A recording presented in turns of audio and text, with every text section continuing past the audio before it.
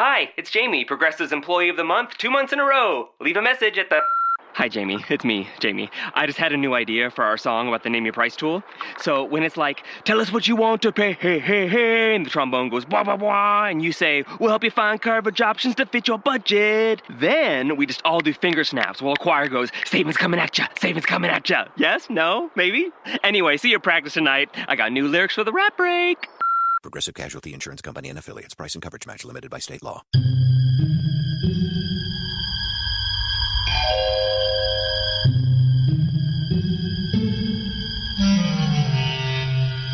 Archangels, ghosts, and Bigfoot. Oh my. It's just another night for Supernatural Girls. Real stories, real answers to life's biggest supernatural mysteries. And now for another exciting interview with paranormal experts from this world and others. Here's your host, paranormal researcher Patricia Baker, on the one, the only Supernatural Girls.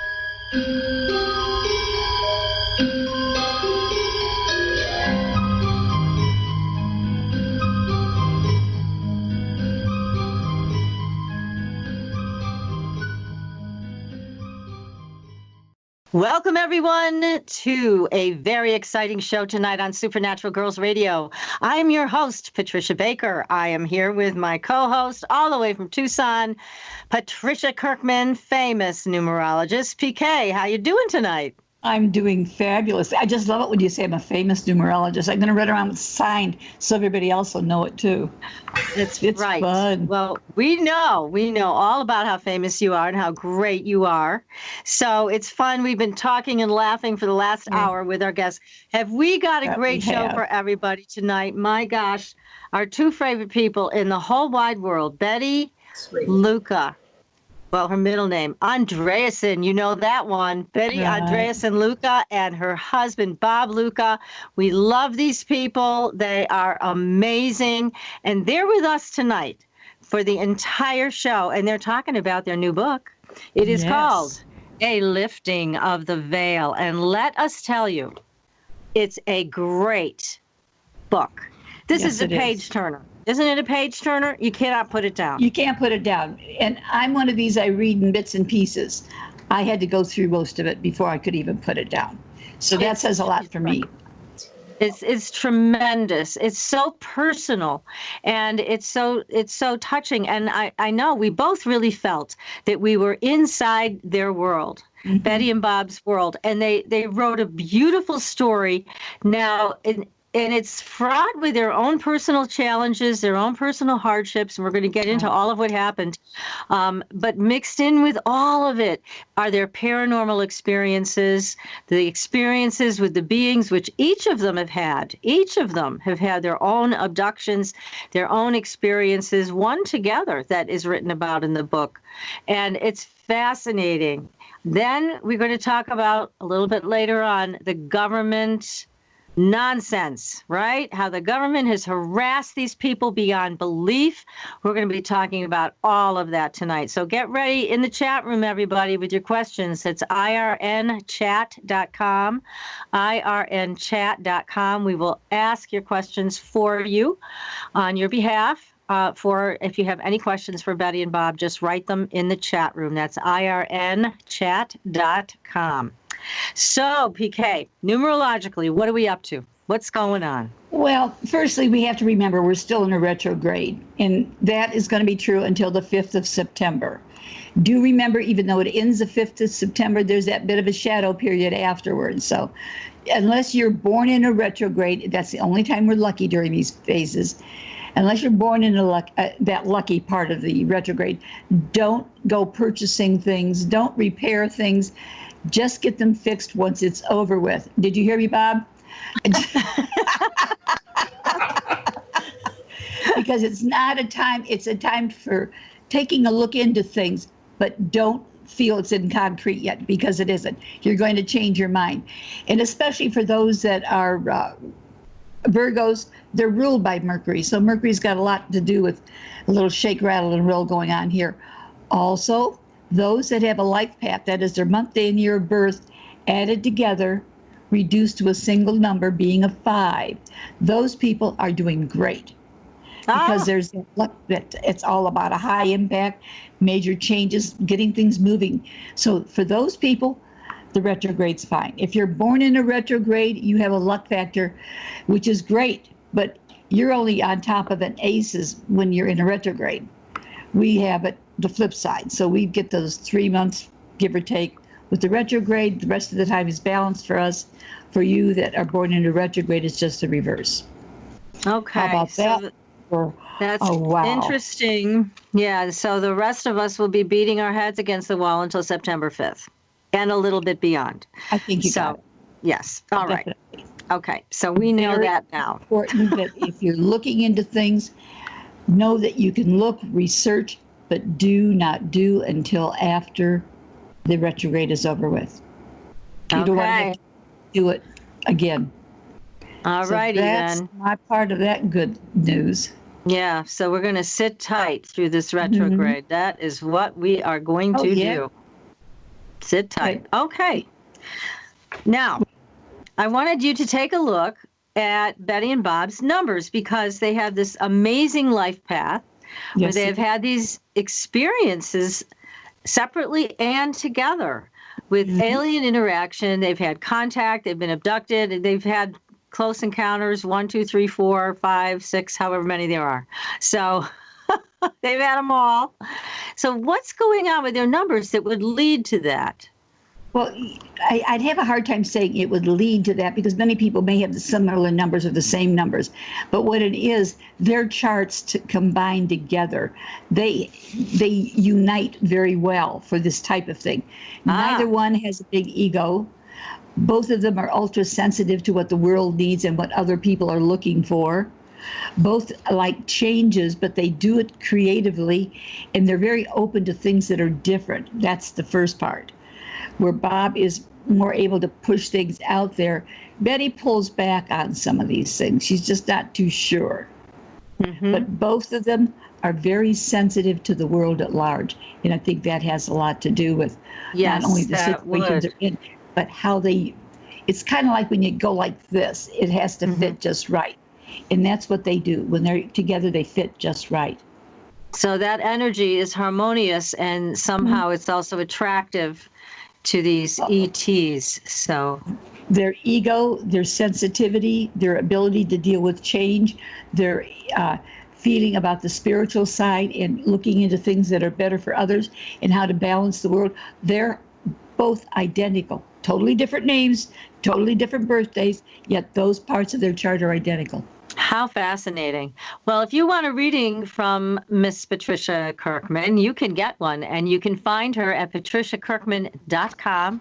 She'll do a personal reading for you, tell you what to expect, what's coming up in the next year, where your pitfalls are, where your strengths are. So patriciakirkman.com. I highly recommend it.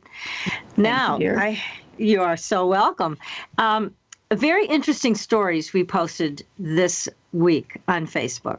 Yes. We had the nasty fairies that were little kidnapping people. Yes. Yeah, I couldn't believe that one. We've heard this before. I know some of them are not that nice. And so you got to go read these stories. They're just amazing. I mean, they're taking babies, they're taking adults. Take a look at this story. It's on our Facebook page, Supernatural Girls on Facebook. The other story, though, is more pertinent to tonight. And that one was a question for a headline. Are UFO abductees being secretly watched? Yes, I think we know the answer to that. They most certainly are. But here's a story that they wrote about this woman, Brenda, who was on her way home, and she was kidnapped by what she believes was the military. And she was taken to a facility that was abandoned. They took all these vials of blood from her, interrogated her, and finally set her free back to her car. But she had been drugged. She had been, again, had blood taken from her, and they demanded answers to all these questions about her own alien abduction. Right. So is the government doing that? Yeah, I think they are. And we're going to talk to Betty and Bob about that because they've had their own experiences through many, many years. And we're going to get to the bottom of this one way or another. So But that was an interesting story. And again, she was sure she was taken to this abandoned facility. She said it just seemed like an easy place, that she said, for them to take her, which is horrible. Isn't that horrible?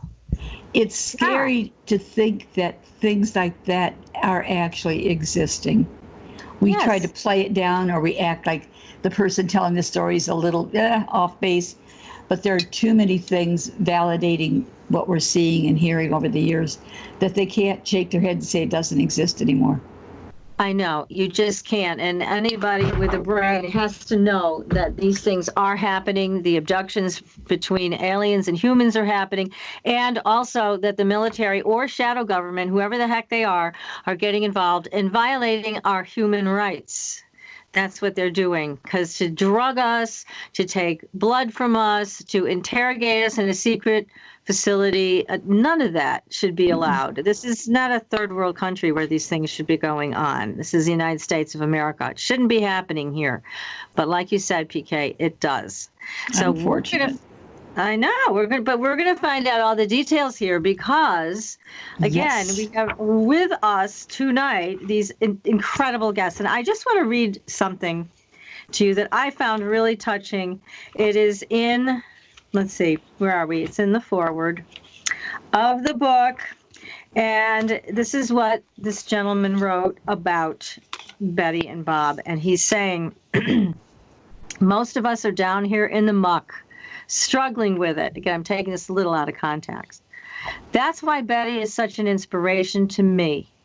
When I was at the depths of my depression, one of the things I did was read Betty's interviews and listen to her tapes, just to hear the sound of her voice when she was talking. I would look at the drawing she sent me. Betty's experiences are the thing you grab onto when you are sinking. What a beautiful statement to make. I mean, it's just lovely. And again, I've found this to be true.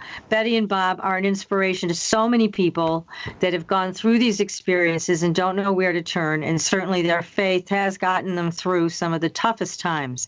But we're going to talk to them. We're going to bring them on the show right now. So Betty and Bob, welcome to Supernatural Girls. Thank you. Thank you both for having us. Yes. Oh, glad to have you in front of us tonight. Our audience, I know, is chomping at the bit. Yes.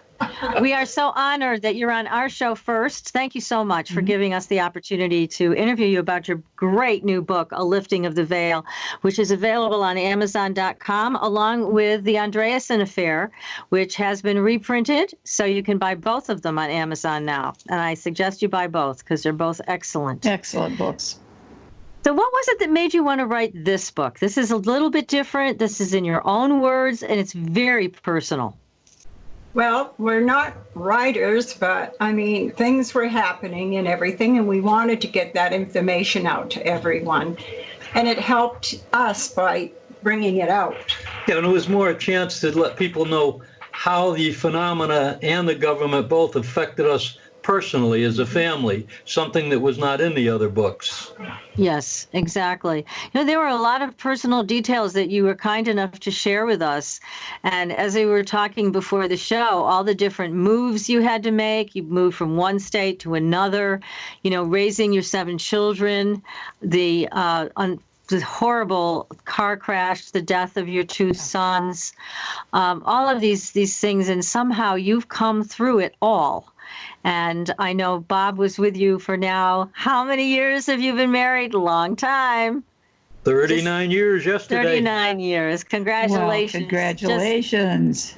Just celebrated that anniversary. It's wonderful. And you two are a wonderful, supportive couple. You're great for each other. And again, you both had these abduction experiences, the alien contact, but you've had a lot of paranormal things go on that you wrote about in the book, also things that weren't in the other books.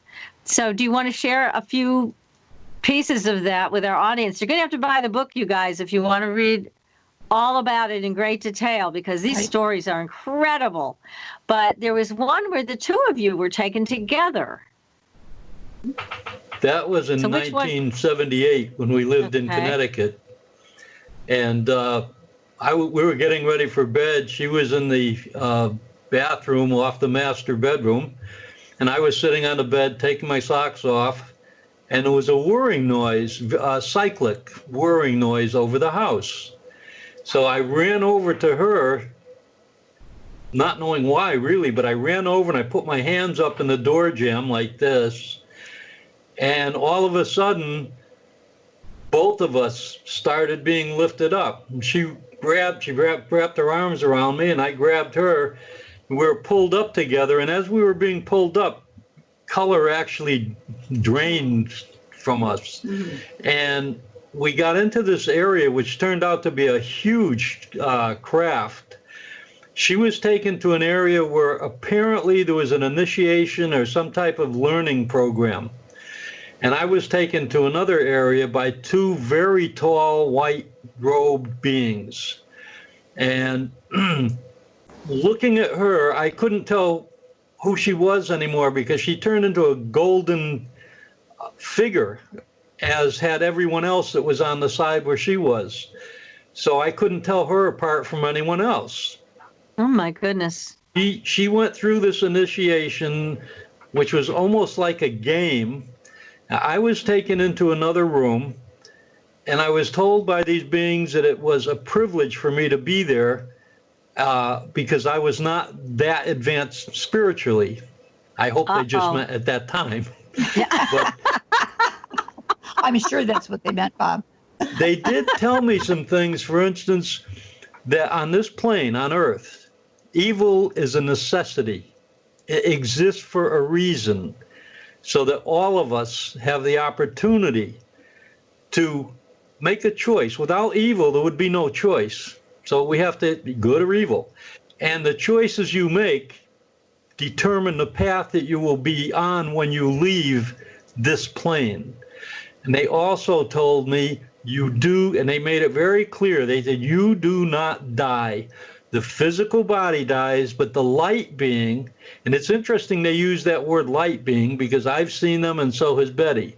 They said the light being goes on through a much, much longer, endless process.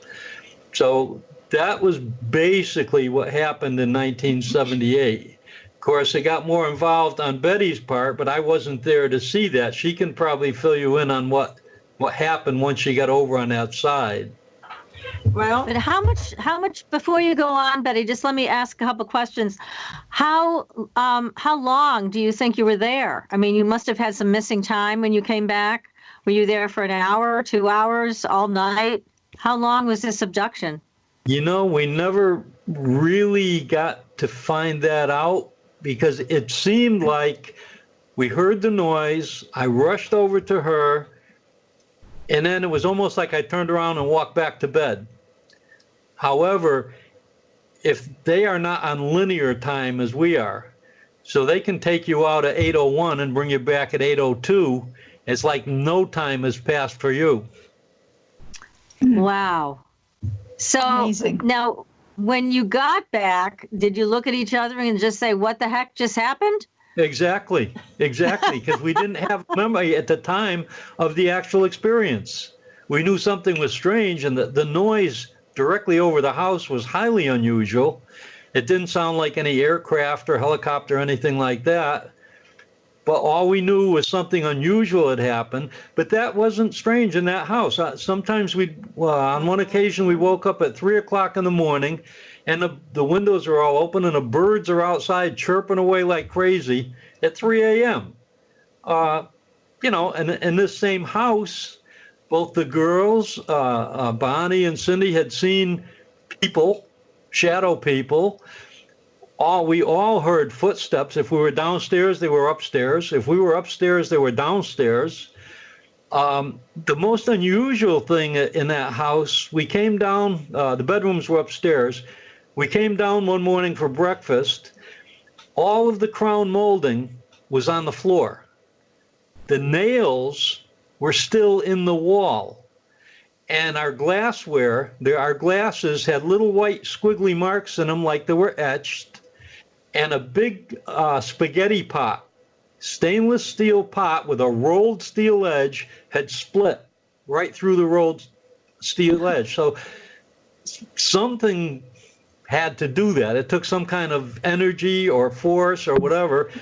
But that was only one of a few things. There's the electrical appliances in that house would work when they felt like it. The neighbors' kids were over with Bonnie and Cindy visiting. And they're in the living room and the lights start going off and on, off and on. The kids ran home.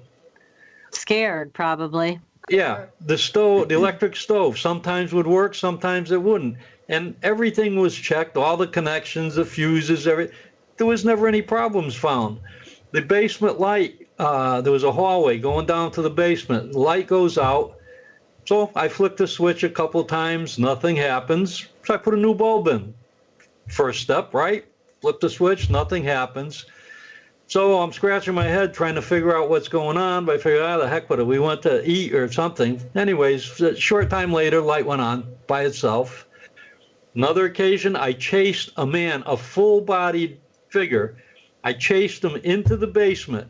I saw him walk into our basement. Now, we had no outdoor entrance or exit to that basement. I got down there, no one was there. Oh, my God. So, and the girls saw these figures all the time in the house. The house was just plain strange. What was really interesting, and I'll let Betty tell you this, when we sold the house, she bumped into the woman that had purchased it, or her and her husband had purchased it after we left. Mm-hmm. And Betty can tell you what happened to them. Well, yeah, I was at the supermarket and I was surprised to see her in line. And I thought, well, I'm going to see how she likes the house. And so I walked up to her and asked her, and she says, well, something has happened there. She said, one evening we went out and all the lights were put off. And when we came home, we went to open the door and every light in the house went on, from outside, down in the cellar, all inside.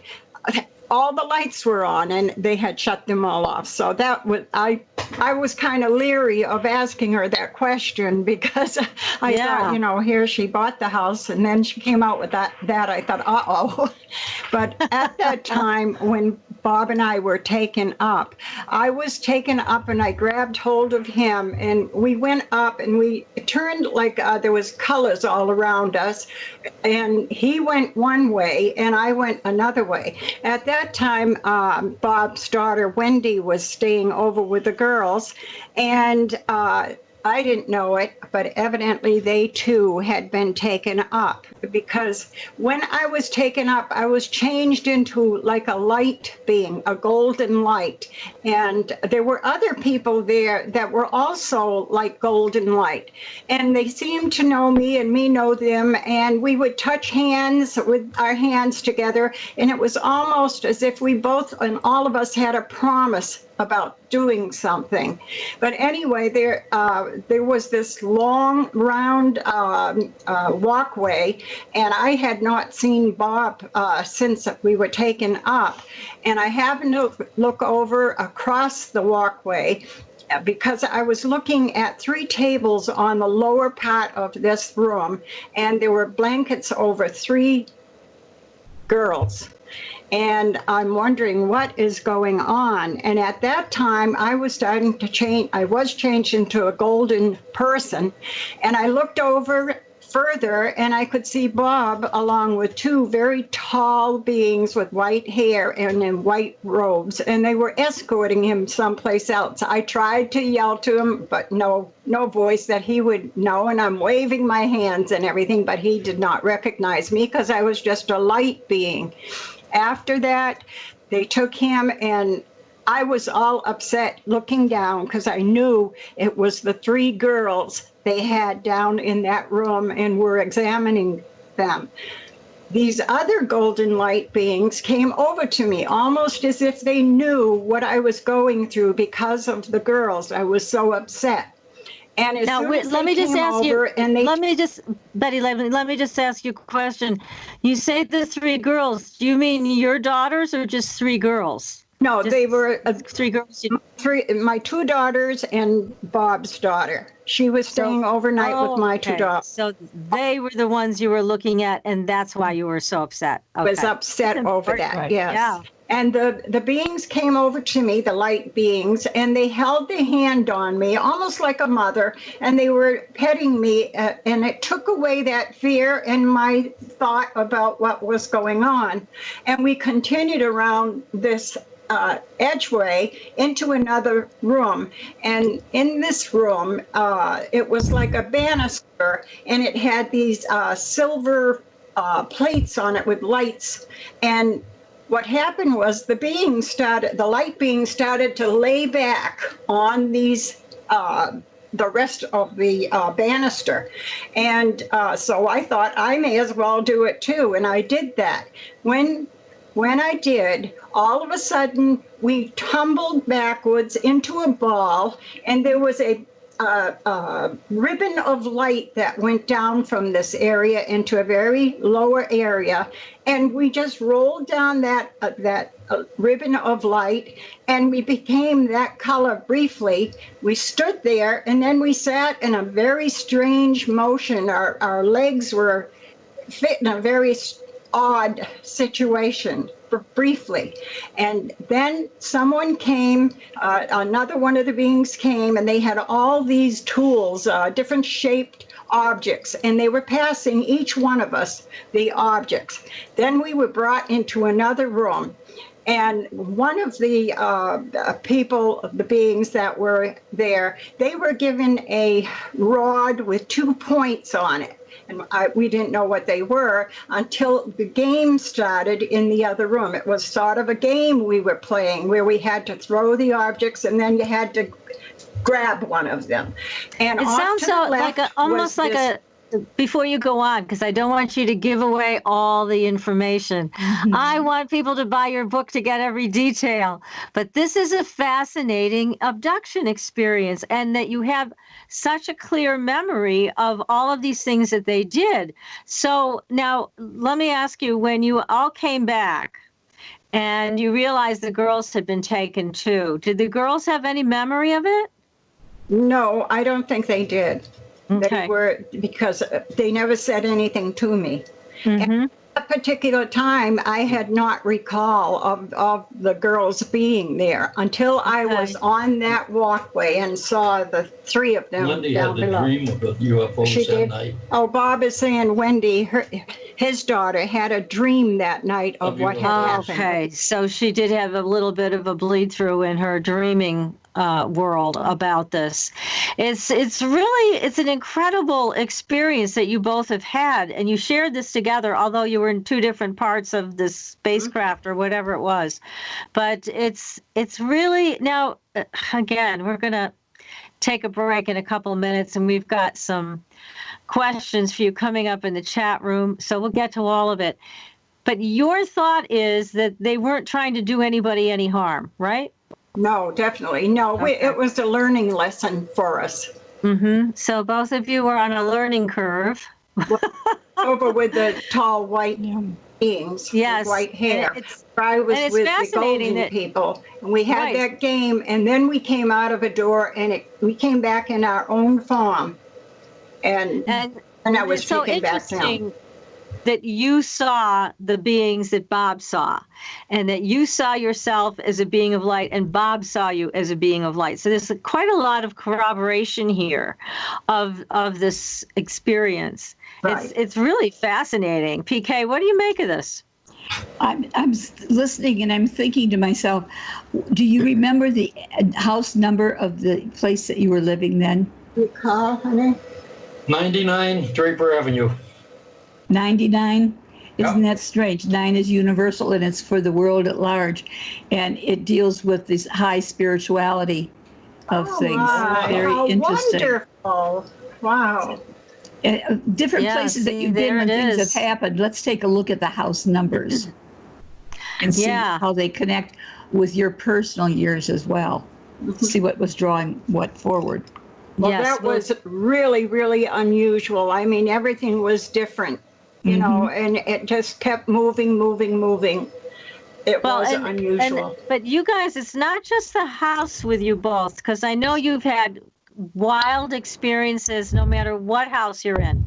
Maybe one house is more than the other, but in every house, I would put money on the fact that you've had paranormal experiences throughout, which is incredible. I think is a testament to your experiences in the past with the ETs. It changes your energy.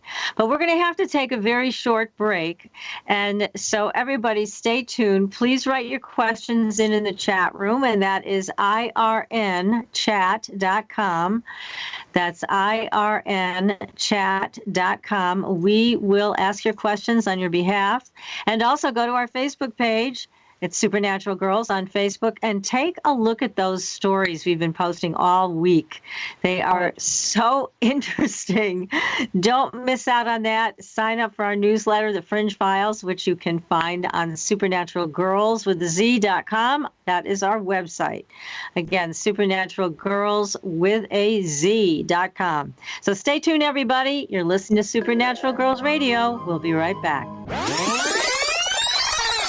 Welcome back, everyone, to Supernatural Girls Radio. I'm your host, Patricia Baker, here with my co-host from Tucson, PK, and our incredible guests tonight, best buddies with us. We love these people, Betty, Andreasson, Luca, and Bob Luca. They are the authors of a great new book, and it's right here. It is called, let me see if I can get it right in the camera. Of the Veil.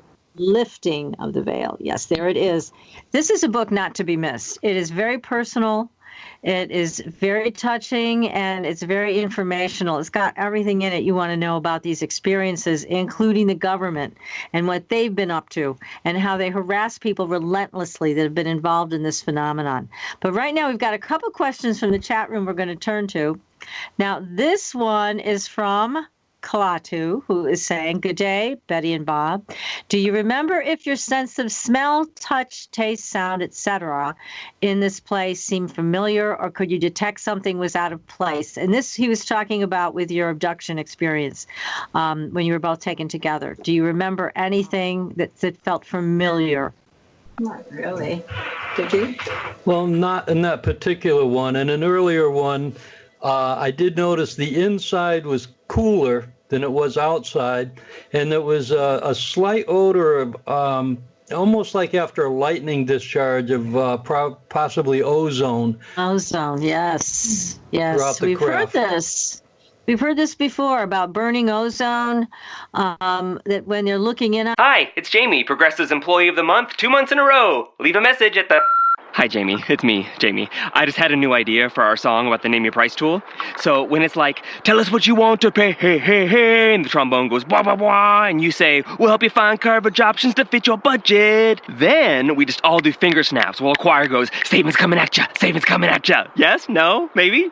Anyway, see your practice tonight. I got new lyrics for the rap break.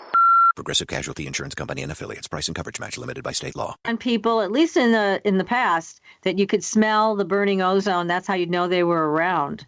So that's interesting you bring that up. Now, here's another question. This is from Betsy. Betsy's asking, Betty went through several horrendous tragedies that she felt the aliens had tried to warn her about. If they foresee events in the future and have such amazing abilities, why wouldn't they prevent these events? Is it our destiny? Yeah, I know. Yeah, they told me that they wouldn't be able to change it. I did go through quite a few things. My 2 sons were killed in an auto accident, and now I've lost Becky. You know of Becky.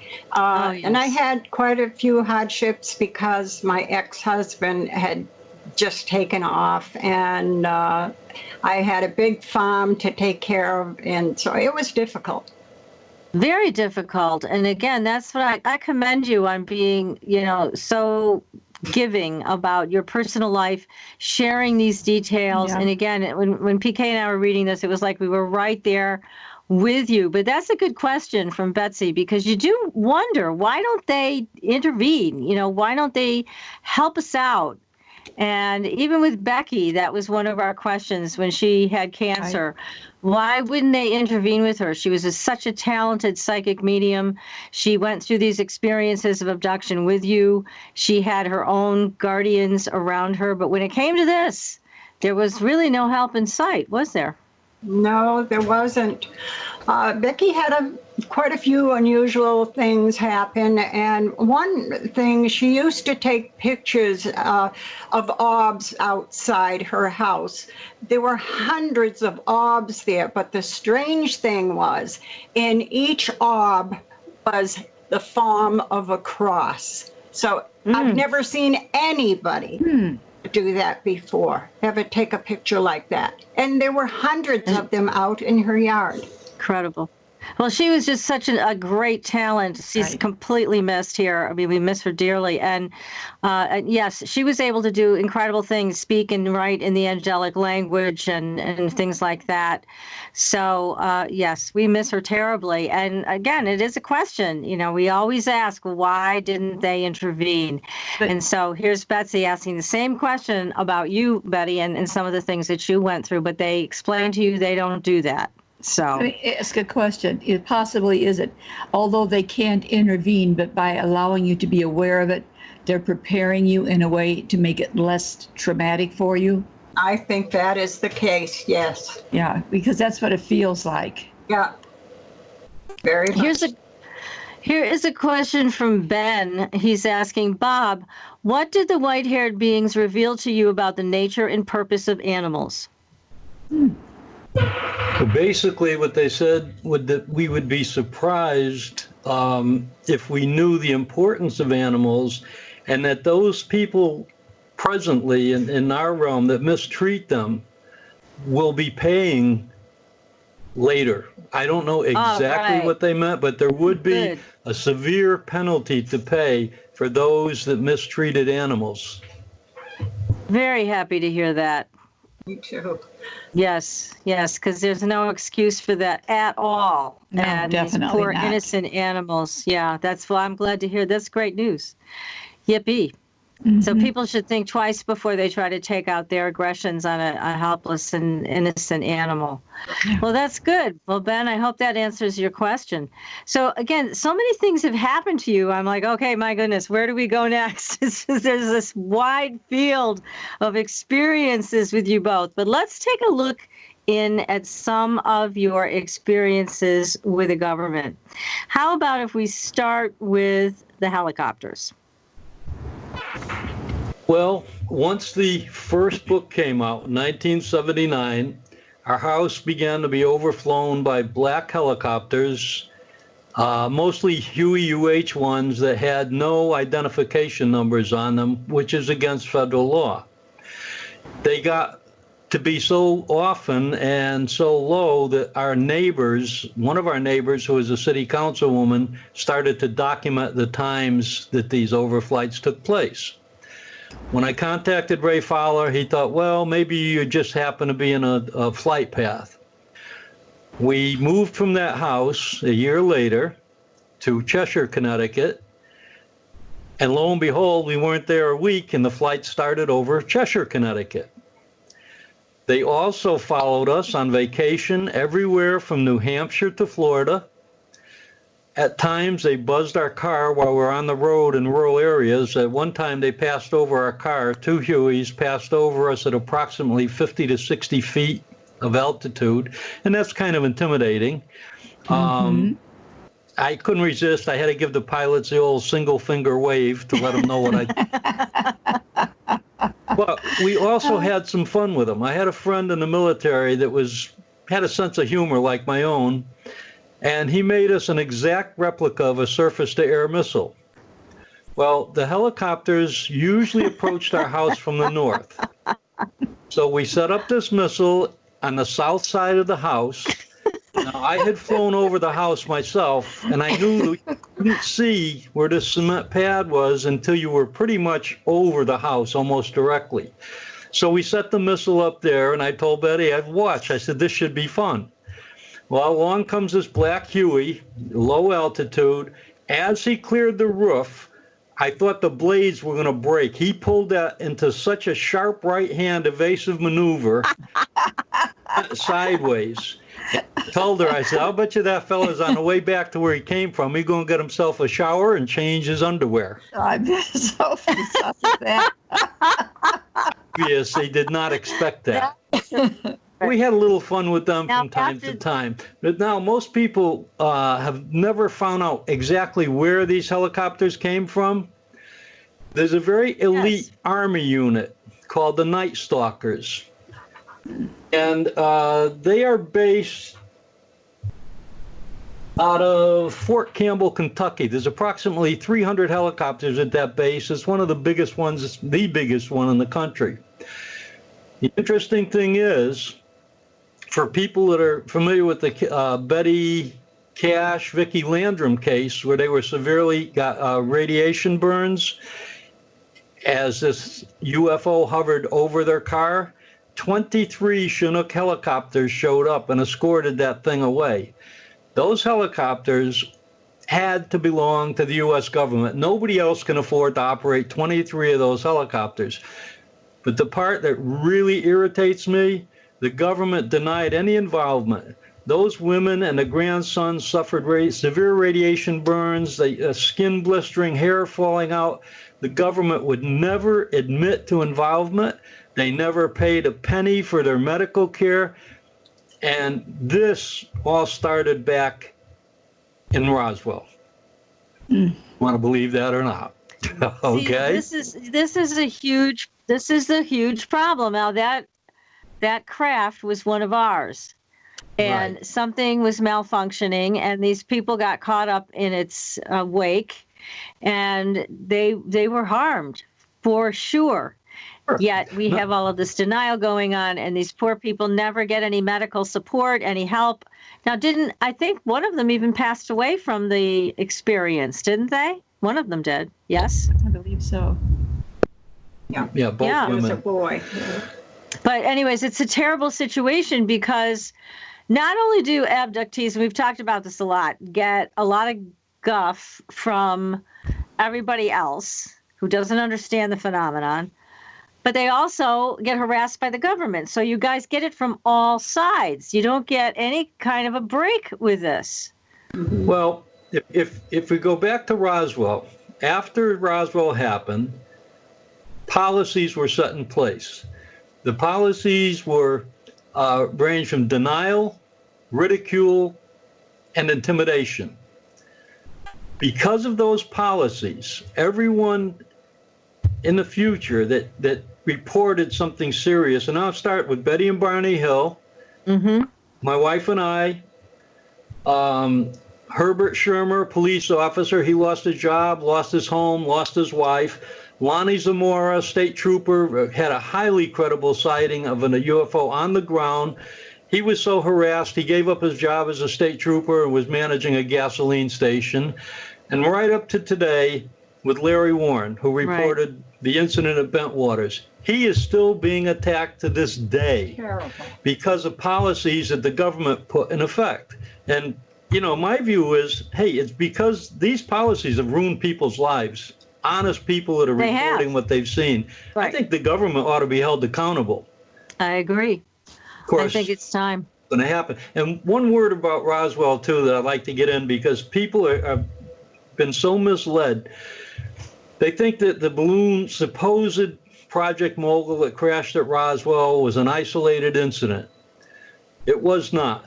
The government contracted New York University not only to set up those balloon trains, but to figure the best way to control them and track them. And by control, I mean they wanted balloons that would stay between 30 and 40,000 feet. They had sonars of ours attached to listen for the Soviets setting off nuclear devices. That was the whole purpose of them. Well, in the first place, there was 110 of those balloons launched, and they're not still up there. So obviously they all came down.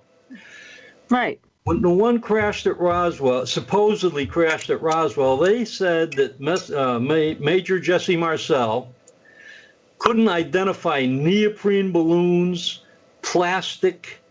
The sonar buoy had an aluminum frame, vacuum tube, an assortment of vacuum tubes, wires. The radar reflector was made of tin foil. Now, anybody in the military, especially that had a cigarette or a Hershey bar, knew what tin foil was. And yet they claim Major Marcel couldn't tell Okay, that's not bad enough. What I did find out and is documented, every one of those things had a return to tag on them. The Army didn't want to be involved when they came down, so they had return tags that said return to New York University. Now, is our military that stupid they couldn't read that at the time? I don't think so. Yeah, they couldn't read a tag. Yeah, exactly. No, that's a very good point, Bob. It's an excellent point. Yeah. It's beyond insane that they get away with this. It is beyond insane that they get away with it. Now, here's a question again. It says, many abductees have the unusual Rh negative blood type. Does Betty, Bob, or any of their family have this blood type? My dad did. You guys are I think my sister Violet. Your dad. Betty's sister Violet. Yeah, I think twins were born. My sister Violet and a boy, and the boy was born still a baby. So still born. It was because of that. So yes, that's the answer. Now here's the rest of the the question: are there hybrids coming into our world now? Because you talk about eggs being taken, fetuses being taken. Are the hybrids coming into our world? That's what they want to know. Well, I can't speak on that personally because I don't like to speak on anything that I haven't experienced or researched. It appears that's the case, but I mean, there's no way I could tell anyone for sure that that's it. Sometimes I think I'm a hybrid. I do because of a few facts.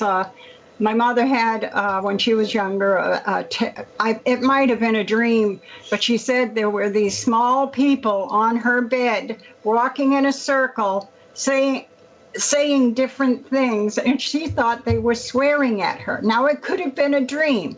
The only thing is, after that happened in Ashburnham, the investigators wanted to know if they could speak with my father, because, of course, he was the first to see them coming down the hill.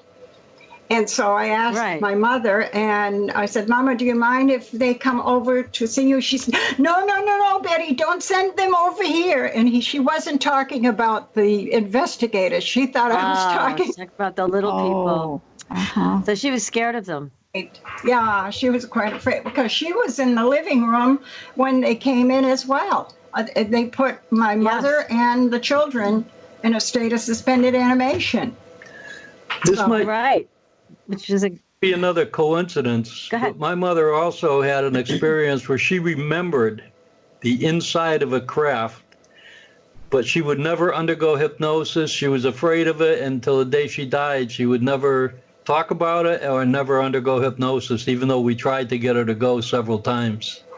Oh, what a coincidence, shame. maybe. Well, they say that this is, but I think this is intergenerational. We've had enough guests on the show that have David Jacobs who've talked about this, and they say it just goes from one generation to the next. So certainly it would make sense. It's in both of your families. Yeah. Here's another question for you. I don't know what this one is about, but here's another question. It's what do you think is going on in Marfa, Texas? I don't know. You guys ever hear of something going on in Marfa, Texas? Yeah, they talking about the Marfa lights? I assume that's what they're talking about. Oh, that's what it is. You're right. Yeah, they said that scientists tried to explain them away as reflections of car headlights miles away and all, but the Indians had been reporting those for hundreds of years, and there were no car headlights at that time. It's some type of either natural phenomena or something that we just don't understand scientifically. Okay, thank you for that. Now, here's a question for Betty. Betty, most of your experiences seem to involve the topic of spiritual growth. Will you please give us some idea of what exactly spiritual growth means to you? Well, in 1967, when I had that experience, the one in the light had spoken to me. I feel that God is involved in all of this. We don't know why, why it's happening the way it is, but I do feel that he is very much involved in all of this going on. So we shouldn't fear. Okay, so that's important, because I know a lot of people do get afraid of this experience, and some people have not had good experiences. You've had a pretty unusual experience, both of you, this way, where you weren't tortured. So that's good. But you did have some startling things happen, and that's all in the book, about your eye being taken out and then putting some kind of device in to your brain, so that it wasn't all, a walk in the park for you either. But you were able to somehow work with all of this information and still feel like things are being done for good. Right. Well, and in this was not an evil thing. In 1967, when I stood before the light, I heard the voice say to me, "I have chosen you to show the world." Now, 50 years have gone by, 50 years. And I was saying to Bob, what am I supposed to show? He says, you've already fulfilled it. He says, you're telling people what has happened to you. You've fulfilled that already. So I felt a lot better after he said that. Yes, and it's true. And you've come through so many of your own hardships, and we all have them in our lives. But again, you're a shining example, both of you, to everybody who goes through hard times, and know that you can come out the other side of it. Now, here's another comment. The government continues to be in denial. And if Betty and Bob didn't experience alien beings, why bother harassing them and others? Obviously, their story is true. Supposedly, there are 65 alien types visiting Earth, some benevolent and some malevolent. What do you think about their agenda for our world? I think the most honest answer is that none of the investigators out there really have a clue, because the fact there are so many, each one probably with their own agenda, and that makes it very difficult to sort out just which group is doing what. As far as are they here, a lot of people may not listen to people like Betty and I or others that have had experiences. But you have to remember, you have people like Werner von Braun, who got us to the moon, admitting that there's aliens. You have Ben Rich, who was the head of Lockheed Skunk Works, who said not only do we have alien technology, but we have the means to fly among the stars now. You have astronauts that have come forth with their stories. Absolutely, they're here. Do we know exactly why? I don't think anyone knows the whole story as yet. Yeah, we'd like to know, though. And then we had, in 60 Minutes interview, Robert Bigelow came out, the billionaire who works with NASA, and said they're here. And the interviewer said, where are they? And he said, they're right under our noses. What an interesting response, right? Very true. So, yes, they're right under our noses. So, the hybrids, according to David Jacobs, are here. And there's a lot happening, but I know you two have been at the forefront of this for so long, and you have so much more to share. We want to get into more of the government harassment, the Men in Black experiences that you've had, the fact that you two were drugged in your own home. We want to hear more about that. As horrible as that is, it definitely happened. And I'm also a witness to this, because this is how I met you guys. When I was called into the investigation years ago, there were black helicopters over my house 3 days after I met you for the first time in Cheshire. And they were flying so low that they bent the trees over, the backwash bent the trees over to the point where they touched the ground. So I know exactly what you're talking about. I'm a witness to it.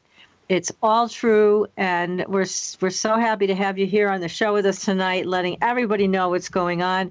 And again, everybody, here's a new book, A Lifting of the Veil. Get your copy on Amazon, and also get a copy of the Andreasson Affair reprint by New Page. That's there as well. Don't miss it. I mean, this is great information. We're going to get to as much as we can in the rest of the show, but right now we are about to take another short break. So again, please visit our Facebook page, give us a like, follow us, go to the Fringe Files and sign up for that newsletter. I promise I'm going to be doing it regularly. Promise. It's been a lot to get out the door lately, but I promise I'll do it again, and you guys will be on alert for all the new things that we're going to be doing, which are incredible coming up. But tonight's show is stellar. I'm glad you're joining us. So hang on to your seats, and we will be right back for the most exciting part of the show. More government harassment. You will not believe it. It is incredible. Stay tuned, everybody. We'll be right back. Welcome back, everyone, to Supernatural Girls Radio. I'm your host, Patricia Baker, here with my co-host, PK, and our great guests we love so much, Betty Andreasson, Luca, and Bob Luca. And we are talking about their new book tonight. It is called A Lifting of the Veil. A great book, very personal book. Don't miss it. Make sure you pick that up and a copy of the reprint of the Andreasson Affair so that you can have all the latest and greatest information. And we were talking off the air about the information that, Betty, you received from the beings about their propulsion. Now, Bob, you were explaining it and what it really means. So. Yeah, in 1967, when Betty was shown their craft, this particular craft, they showed her that part of the propulsion system consisted of a huge, well, it looked like a donut. It is the best way I can describe it. It went completely around the inside of the craft. And this donut was filled with liquid mercury and rotated at a very high speed.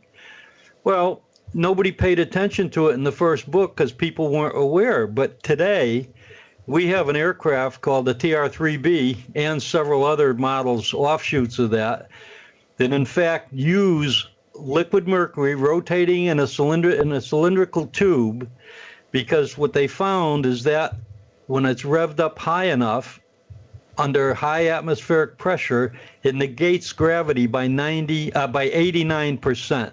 And no one knew that in 1967, so that kind of got missed when the first book came out. Amazing. And you can verify today very easily. Exactly.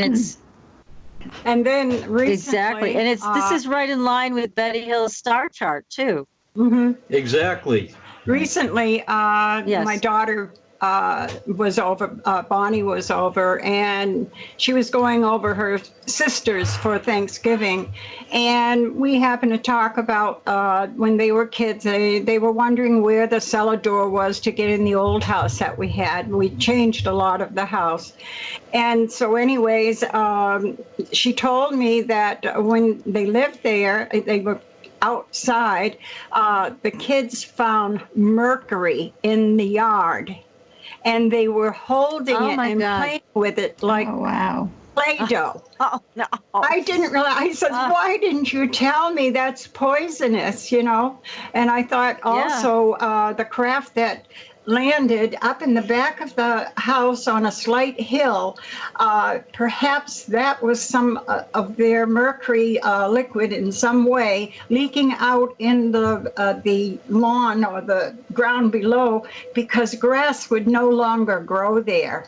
So. Oh, yes, exactly. I don't know what happened to it, because whatever government or somebody took all that whole land away. It now goes down like this when it was a big hill where the craft had landed. So they must have taken the soil to find out if there was any leakage like that. Or knew that there wasn't. Doubt. They had to remove the soil. They've got their hand in this. Yeah. Yes, it seems as if they were constantly watching us. I also had some other drawings that I made of the craft, and when we were gone, we were going to a lecture. When we got back home, we were living in the trailer at that time. Somebody broke in, and they didn't take anything of value except one or two of those drawings that I had drawn. They took the drawings. See? Yeah. There's something interesting there. Now, you... I just wanted to say that that was in a rural area, so we had to call the state police, and we told him that we were involved in Yes. And he said, well, if I find something out, I will tell you.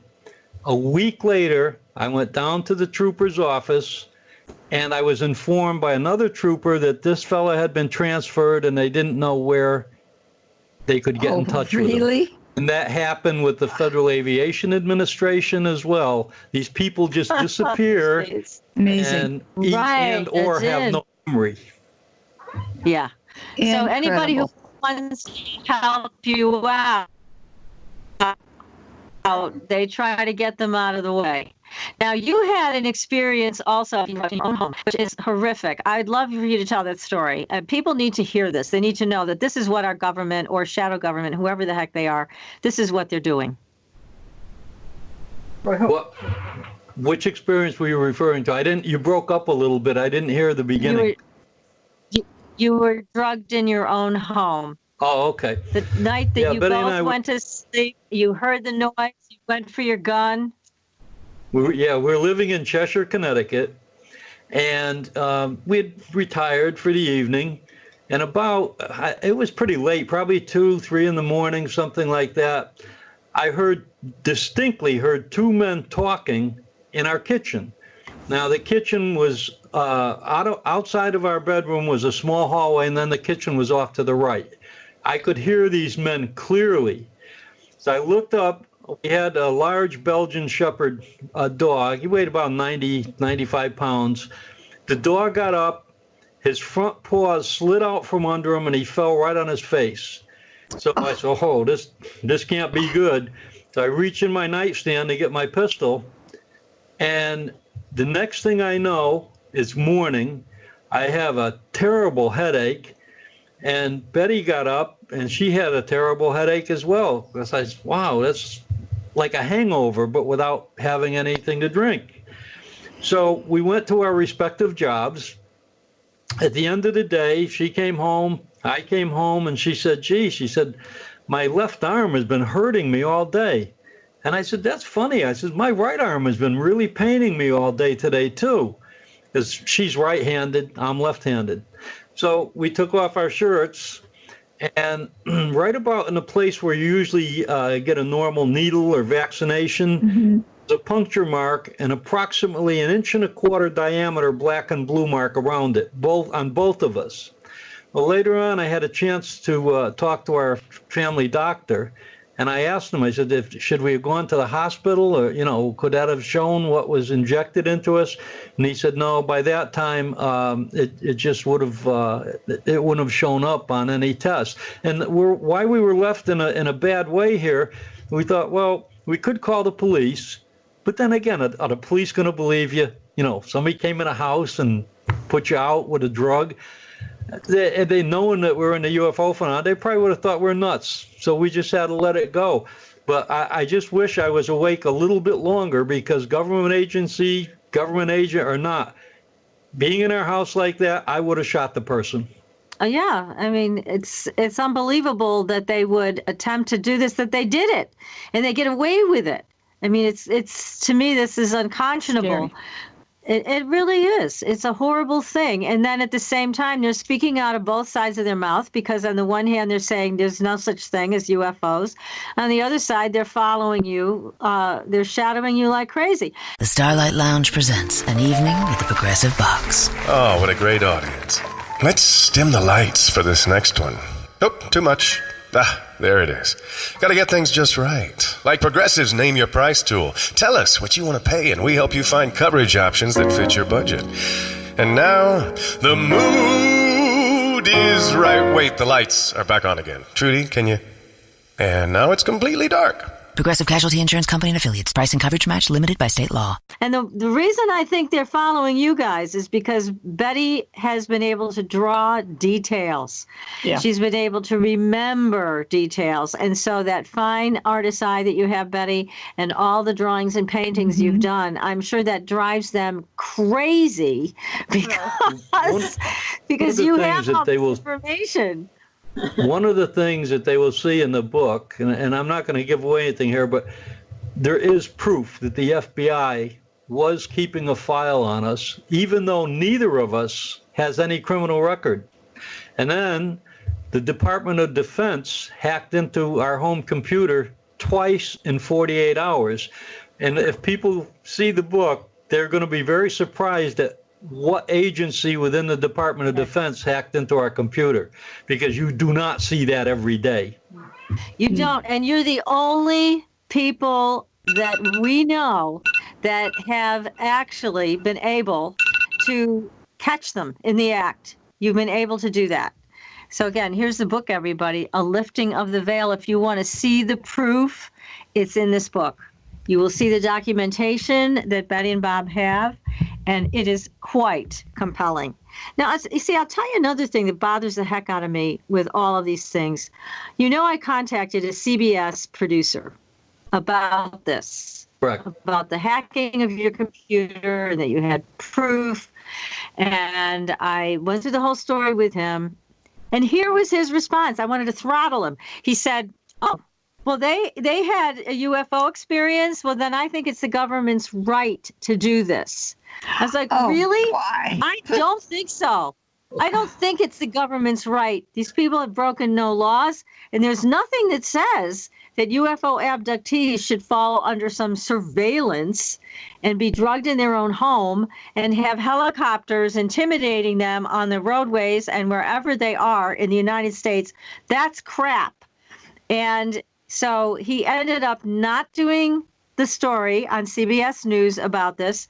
But I was like, well, I'm glad he didn't, because what kind of story would he produce? That abductees should be under surveillance? But this is the mentality. I think some people don't get it. You know, they don't understand that this is against the law. This is invasive. This goes beyond NSA listening to our phone conversations. This is so much worse than that. This is why your show and others like it are so important, because people can be informed. And I'll tell you, I did contact CBS, ABC, NBC, MSNBC, the Huffington Post, newspapers, because the FBI had time to look into the Houston Astros hacking into the computer of the St. Louis Cardinals. Mm-hmm. And that was a story. Right. That was a nationwide story on the news. It was huge. Yes, that's right. When the Department of Defense but hacks into the bothered with this of law-abiding citizens, nobody wants to know. Didn't even get one reply. It's unconscionable. Like I said, I'm appalled, and I'm still looking for a reporter in one of the news outlets to handle this. But this is why nobody trusts the mainstream media, because they won't report on things like this. And people do know that they're happening, and we're sick of it not being reported. This needs to be reported. This should be on 60 Minutes. This should be on Fox News. This should be everywhere. So people know that this is what our government's been doing. And God bless the two of you for coming out with this great book, and telling more of the truth. Well, so one thing I'd like to mention, as I told you, there were a few humorous moments in all this. One night, the psychiatrist that originally had examined Betty was passing through our area, and he called us at about 9 o'clock at night, and he said, I'm in the area. He said, I'd like to come visit with you. So sure, we went and met him and led him to our house. To make a long story short, he stayed till about 5:30 in the morning. During the night, there was a huge crash in the kitchen. Nobody was home. There was just Betty and I and a psychiatrist. So that was a pretty good witness. But later on, when he was getting ready to go home, we were out in the front yard. It was about 5:20 or so in the morning. And we're still talking, and there was this huge cigar-shaped cloud over the house. Yeah. And it wasn't moving. Even though other clouds were, this was just stationary. And you could see the edges of the cloud got thin, and you could see the stars through it just a little bit. And this thing was large. It was probably a quarter of a mile long or so. Yeah. Well, we're talking, and finally, the psychiatrist turned and he looked. He said, "Did you people see that?" I said, "Yeah, but I wasn't going to mention it until you saw it first."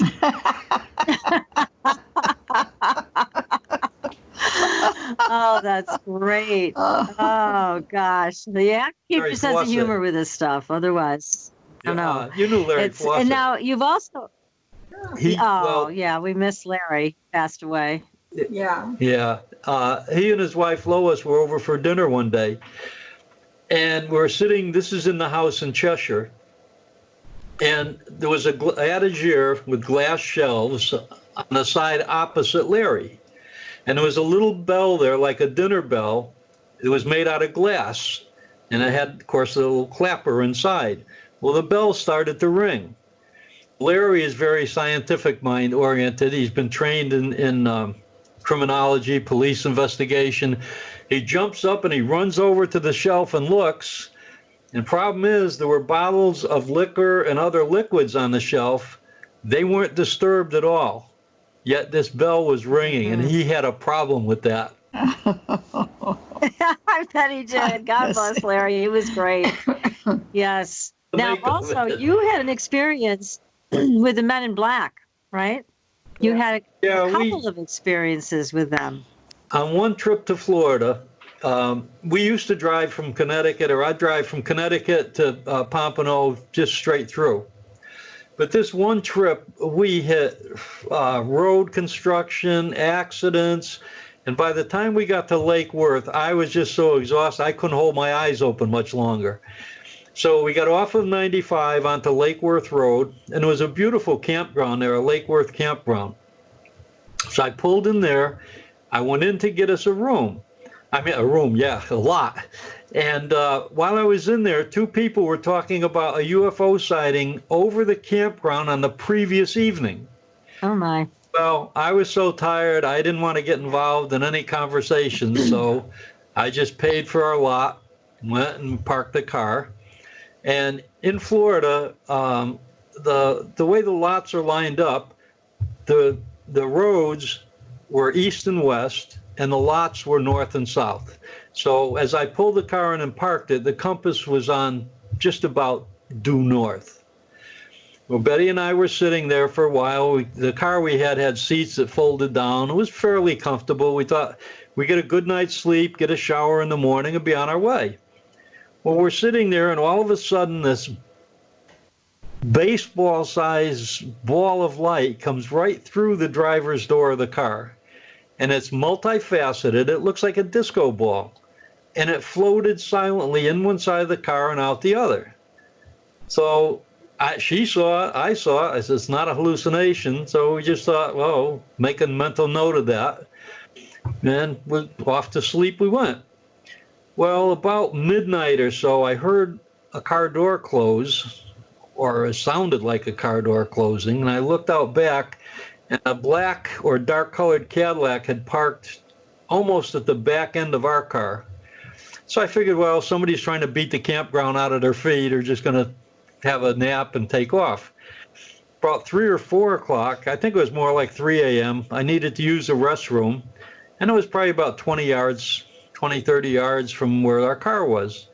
I got out of the car, locked the door because Betty was fast asleep, walked to the restroom. I'm walking back, and I noticed the Cadillac had New York license plates. I didn't get the number, but it was a familiar yellow plate with New York on the top. Right. Uh-huh. As I got to the left rear of the car, all 4 doors opened exactly at the same time. 4 men got out. They looked like they were stamped out of the same mold. They had on black suits, white shirts, thin black ties, rimmed hats, and they looked Asian, and they were extremely thin. I mean, very, very thin. And as I'm walking around the car, they're looking at me, and I'm looking at them, and I really didn't feel any fear or anything. They looked like a good wind would probably have taken off with them. As I walked by the front of the car, back toward our car, they went around the vehicle like kids playing musical chairs. They actually went around the vehicle and all got in on the opposite sides from where they started and shut all the doors exactly at the same time. It sounded like one door had shut. Wow. In the morning, what was interesting, first thing I noticed, the time on our clock, the digital clock, had gone 20 minutes ahead. I don't know how that happens to a digital clock. Our compass was no longer pointing north. It was pointing almost east. Oh, my God. Yeah, so I had talked to electrical engineers after when we returned, and they said the only thing they could think of was possibly some type of electromagnetic pulse or something like that. But I wish we could have gotten a hold of some investigators at the time, because there was evidence right at the moment it happened, but you can't always get somebody to come down and look at it. I know. And also, that was long ago, and we didn't all have cell phones to take pictures and things like that. So we didn't have the same support to get this stuff as it happens. And you also, though, you had the FBI showed up where you worked when you took off in the middle of the night to go to Florida. Nobody knew you had gone. Mm-hmm. And the FBI shows up the next day, and they're like, where is Bob, Luca? I mean, what the heck is that about? Well, it was interesting because when we got back, nobody knew that we went to Florida. So we left about 2 o'clock in the morning. They lost track of us. We got back. We went to the FBI building, the federal building in New Haven. The agent came out to talk to us. And, of course, they said, well, we can't confirm or deny that we were at your place of work. Well, gee, the guys had photo ID that were there and talked to several of my coworkers and supervisor. And then, since we were there anyway, I asked him, I said, well, why are you guys tapping our phone? And he said, well, now we didn't tell him anything about the UFO phenomena, just our names, and we came in. He says, well, we always get blamed, but in your case, it's probably Air Force intelligence. That's what the FBI told us. When I talked to someone in Air Force intelligence, they said, no, we'd have to get a court order. More than likely, it was the FBI. Oh, Lord. I believe it was probably Air Force intelligence, because Betty and Barney Hill's phone was tapped by Pease Air Force Base, by Air Force intelligence from Pease Air Force Base. So it probably was. So now we got all the military in, and this. I wanted to question the CIA also, because I think they were involved too. And I called and asked for an interview, for an appointment. They turned me down stone cold with no reason whatsoever. They wouldn't even talk to us. Can't imagine that. I mean, we're nobody. We're just a working guy and a wife is an artist, and they wouldn't even talk to us. What? And one other thing, real quick. Betty and I were at Cape Canaveral. We wanted to see what some of the stuff NASA was doing. Went to the desk and told the officer that we were doing a book and we would love to do an interview with the administrator if it would be possible. And I was amazed. He said, yeah. He called down. He said, he's there. You can talk to him. Wow. We were amazed. So Betty and I were booking it down the hall. It seemed like a half a mile to the guy's office. We got down there. We were met by a secretary who was visibly nervous. Oh, he's not in now. Probably somebody recognized us. Yeah. Because he did not. The administrator of NASA skipped out on us. Yeah. What are they afraid of?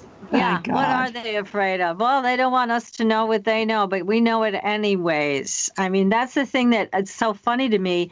We know what's going on anyways. I mean, to think that they can keep it from us anymore, they really can't. Well, the beings, we've had some other things happen with portals. 2 psychics have said that we had 2 portals in our cellar, because at nighttime you would hear a party going on, and the dog would bark and all these things would happen. Well, these 2 portals, you close it. And one it's on other. We recorded. Yeah. I forget about that. But anyway, there was another time that Bob was looking at a piece of property we have in Bassett. And then he, on Google Earth. And then he decided he was going to see how our property looked. Well, when he took the Google Earth picture, here's this big, huge portal that is over our deck in the upper part of our car garage. My God. We have the picture of it. Oh, my goodness. Well, you got all silver. Send us the picture so that we can post it. Yeah, we are going to want to post that on Facebook and show everybody the portal that's over here. I think these things also follow you wherever you go. So I'm hoping you make it up to Massachusetts this fall, and we're going to see what happens if you do. I think it's going to be great. But can't thank you enough for coming on the show tonight. And It's talking our about pleasure. your Believe me. book, Thank you so much. A Lifting of the Veil, everybody. You got to get it. It's a great book. And also pick up the Andreasson Affair reprint while you're at it. Next week, we have Simeon Hain, PhD. He's a sociologist. He's investigated the paranormal, UFOs, etc. He's coming on to tell us what's going on and why we have such a hard time integrating these experiences to our lives. So we have another great show coming up next week. And again, thank you, Betty and Bob, and everybody else. Until then, Thank you, Patricia and PK. You are so welcome. It We was will a see delight. you on the Blue Highway, everybody. This has been great. God bless you both. Night.